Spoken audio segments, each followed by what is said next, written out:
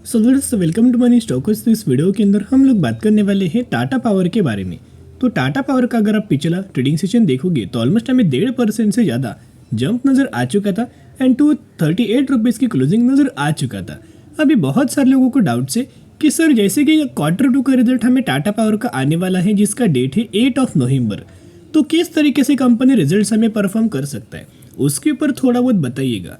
तो इससे पहले दोस्तों मैंने बहुत बार आपके साथ टाटा पावर किस तरीके से Q2 रिजल्ट्स के अंदर परफॉर्म कर सकते हैं उसके ऊपर मैंने वीडियोस आपके साथ शेयर किया हुआ था, लेकिन वो वीडियोस अगर आपने नहीं देखा ना तो फिर एक और बार दोस्तों हम लोग बात करेंगे। जितने भी पॉजिटिव पॉइंट्स होंगे नेगेटिव पॉइंट्स होंगे उसके ऊपर हम लोग बात करने वाले हैं। तो चलिए स्टार्ट कर लेते हैं। तो सबसे पहली चीज़ एक पॉइंट दोस्तों आप नोट करना कि टाटा पावर कौन कौन से बिजनेसेस के अंदर इन्वॉल्वमेंट है। सबसे पहले टाटा पावर का बिजनेस अगर आप देखोगे तो ये कंपनी पावर सेक्टर से बिलोंग करता है। सेकेंड अगर आप देखोगे रिन्यूएबल एनर्जी के अंदर कंपनी का शानदार तरीके से बिजनेस है। थर्ड पॉइंट अगर आप देखोगे सोलर से भी कंपनी बहुत अच्छा बिजनेस करता है। एंड फोर्थ पॉइंट अगर आप देखोगे तो इलेक्ट्रिक व्हीकल्स के चार्जिंग इंफ्रास्ट्रक्चर के अंदर कंपनी का बिजनेस है। तो कहीं ना कहीं अगर आप देखोगे Q2 सेगमेंट के अंदर Q2 रिजल्ट्स के अंदर इन 4 सेगमेंट में से कौन सा सेगमेंट बहुत अच्छा खासा कमाल का परफॉर्म कर सकता है। सबसे पहला सेगमेंट होने वाला है रिन्यूएबल एनर्जी। ढेर सारी कंपनी को ऑर्डर हमें मिला हुआ था।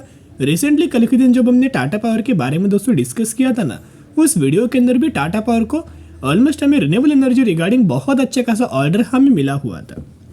फिर हमारी जो नज़र होनी चाहिए सोलर सेगमेंट के ऊपर, क्योंकि सोलर रिगार्डिंग भी टाटा पावर को ढेर सारे ऑर्डर मिलते जाते।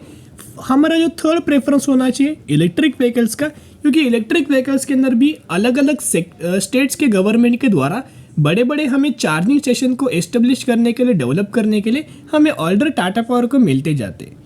और लास्ट जो सेगमेंट है पावर डिस्ट्रीब्यूशन के अंदर भी जनरेशन के अंदर भी हमें कंपनी काम करते हैं। तो पावर सेगमेंट के अंदर भी अच्छे खासा बेनिफिट नज़र आ सकता है।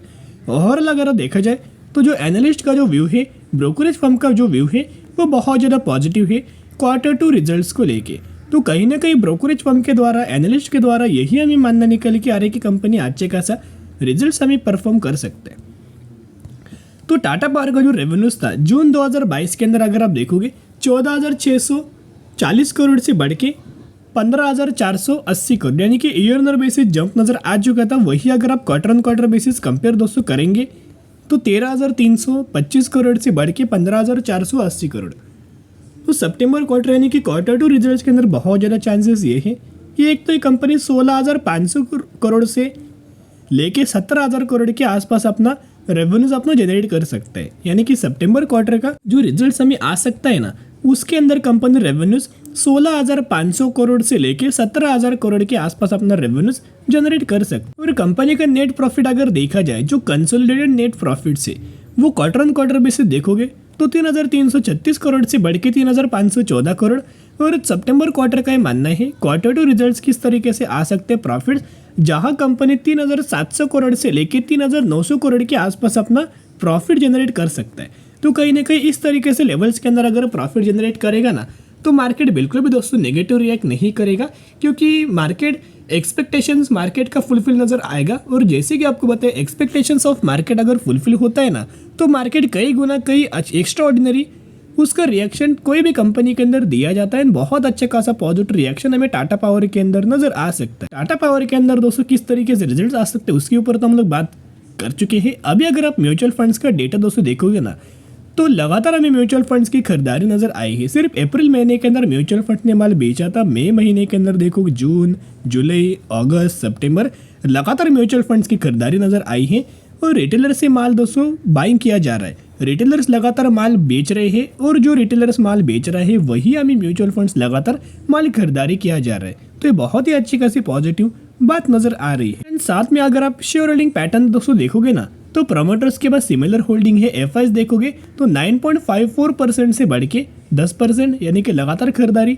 डीआईज देखोगे 14.16% से बढ़ के 15.68 लगातार खरीदारी। पब्लिक देखोगे तो 29% से घट के 27% पब्लिक ने माल बेचा है एंड एफआईज ने डीआईज ने माल खरीदारी किया है। ये बहुत अच्छी खासी बात है। उसके साथ साथ अगर आप दोस्तों कंपनी का टोटल एसेट देखोगे ना तो टोटल एसेट के अंदर भी लगातार ग्रोथ हमें नजर आई है। देखिएगा 70,000 करोड़, 80,000 करोड़, 90,000 करोड़, 1 लाख करोड़, 1,28,000 करोड़। लगातार इनके टोटल एसेट भी कंपनी का बढ़ रहा है एंड साथ में इनका मानना है टाटा ग्रुप के द्वारा कि 2025 तक जितने भी हमारी कंपनीज होने वाले हैं ना, वो हर एक कंपनी हम लोग डेट फ्री कैटेगरी से बिलोंग करने वाले हैं। ये ऑफिशियल तरीके से टाटा ग्रुप का हमें मानना है, एक स्टेटमेंट हमें दिया गया था। तो वैसा भी अगर होगा ना, तो वो भी उस न्यूज़ से भी कंपनी को आने वाले साल में बहुत अच्छा खासा बेनिफिट्स नजर आ जाएगा। तो कहीं ना कहीं कंपनी अच्छी है, जरूर चैनल को सब्सक्राइब करके रख सकते हो। इसी तरीके से वीडियोस अगर आपको चाहिए होगा तो आप मुझे कमेंट सेक्शन के अंदर बता सकते हो।